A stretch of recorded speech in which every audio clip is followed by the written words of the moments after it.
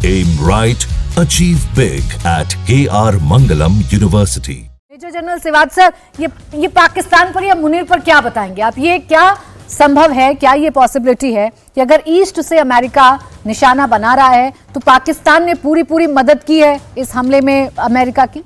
हाँ बिल्कुल, देखो पाकिस्तान का तो पास्ट हिस्ट्री अगर आप देखो, पाकिस्तान ऐसे ही करता रहा है। देखो अगर आप देखें कि पहले तो ये बात आसिफ मुनीर को क्यों नहीं आप प्राइम मिनिस्टर को बुला के डोनाल्ड ट्रंप ने बोला, क्योंकि उसको पता है कि पाकिस्तान में पाकिस्तान की चीफ ऑफ आर्मी स्टाफ ही सबसे इम्पोर्टेंट है। वो कहते हैं हर देश के पास आर्मी है पर पाकिस्तान में आर्मी के पास देश है, तो इसलिए उसको बुलाया गया। और आप हिस्ट्री देखें, पाकिस्तान ने हरदम अमेरिका का साथ दिया है। जब यहाँ पर रशियन आए थे अफगानिस्तान में तब पाकिस्तान अमेरिका के साथ खड़ा था। जब तालिबान के साथ लड़ाई थी तब पाकिस्तान अमेरिका के साथ खड़ा था। ये सच्चाई है, पाकिस्तान एक फ्रंटलाइन स्टेट है अमेरिका के लिए और इसका इस्तेमाल करता रहा है और उसकी वजह है पैसा। क्योंकि ये सच्चाई है कि आज पाकिस्तान की फाइनेंशियल कंडीशन अच्छी नहीं है। 186 बिलियन डॉलर का कर्जा है, उसको IMF वर्ल्ड बैंक से लोन चाहिए, वो कौन दिला सकता है? वो अमेरिका। अगर फाइनेंशियल एक्शन टास्क फोर्स इसको ग्रे लिस्ट से हरदम बाहर रखेगी तो कौन करा सकता है? वो अमेरिका। तो ये सच्चाई है कि अमेरिका के प्रेशर में पाकिस्तान हरदम आता है और पाकिस्तान ने इसका हरदम फायदा भी उठाया। अगर आप डोनाल्ड ट्रंप 1.0 देखें तो कहीं ट्रंप ने यह भी बोला था कि हम जो 400 मिलियन डॉलर पैसा देते हैं पाकिस्तान को, वही पैसा तालिबान के पास भी चल। तो पाकिस्तान एक डबल गेम भी खेलता है, इसमें भी है। अगर आप देखें अभी जो सीक्वेंस ऑफ इवेंट कि कुछ दिन पहले तो सबसे ज्यादा कट्टर जो देश जो कि क्रिटिसाइज कर रहा था इजराइल को कि ईरान के ऊपर जिस प्रकार से उसने हमला किया है, एक सबसे बड़ा मुस्लिम वर्ल्ड जो आया था खुल के ईरान के पक्ष में वो पाकिस्तान था। वो ये भी कह रहा था, कहीं ना कहीं ऑफिशियल नहीं था, कि हमारे पास न्यूक्लियर हथियार है, न्यूक्लियर हथियार का भी इस्तेमाल हो सकते हैं। वही पलटा बदल गया जैसे ही आसिफ मुनीर ने लंच खाया एक प्रकार से डोनाल्ड ट्रंप के साथ। आप देखें कि ये आपका क्वेश्चन ये था कि कहीं ना कहीं क्या पाकिस्तान की एयर स्पेस का इस्तेमाल हुआ है या बेसिस का इस्तेमाल हुआ? पक्का हो सकता है, अभी ये कहना मुश्किल है मगर वो कर सकता है। देखो पहले एक बार अल जवारी को मारा था अमेरिका ने और वो अलकायदा का लीडर काबुल में था, तो वहां से एयर बेसिस कहां से उड़े थे? वो पाकिस्तान में। तो ये सच्चाई है, आज पाकिस्तान हर चीज देने को तैयार है अमेरिका को। इंटेलिजेंस भी देगा, वो अपनी एयर बेसिस भी देगा, लॉजिस्टिक नोड भी देगा और वो ईरान से के बारे में हर चीज बताएगा। और वो जना आसिफ मुनीर ने काफी हद तक डोनाल्ड ट्रंप को बताई भी है। मुझे लगता है कि जो आपका क्वेश्चन था इसमें कोई शक नहीं कि वाकई ही पाकिस्तान ने अपने इकोनॉमिक फायदे के लिए ईरान के बारे में बताया भी है, अपनी एयर बेसिस भी दी है और आगे भी देगा।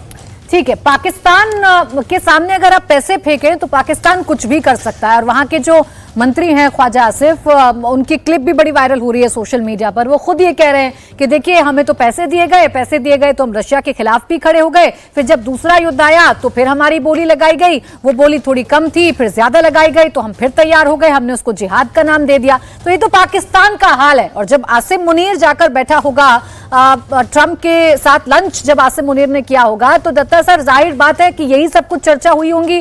बेशक उसे बहुत अलग अलग तरीके से देखा जाए, लेकिन यही बात हुई होगी कि एक तो नोबेल पुरस्कार की मांग कर देगा आसिफ मुनीर और सारे जो सीक्रेट्स हैं वो सब शेयर भी कर देगा।